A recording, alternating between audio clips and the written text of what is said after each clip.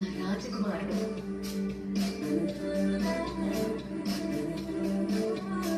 వెళ్ళే వద్దురా బాబు అని నేను తిరుగుతుంటే కబుర్లు చెప్పుకుందామా కలుద్దాం అని నాకే తెలియకుండా నా నోట్బుక్ లో రాశాడు.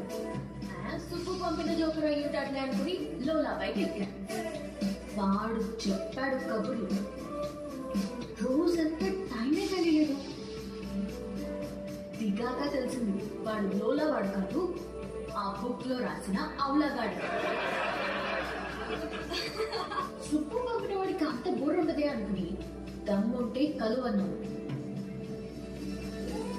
వాడి సంగతి తేల్చేద్దామని రమ్మన్నా. పెళ్లి విషయంలో నాకున్న భయం పోవాలంటే యూ నీడ్ హోప్ అని నా కోసం పింక్ బలూన్ పెట్టాడు. హోప్ అంటే ఎంత బలంగా ఉండాలి. బలూన్ ఇచ్చాడు. అది ఆలోచించుకుంటూ సిటీ మొత్తం తిరిగాను. అప్పుడు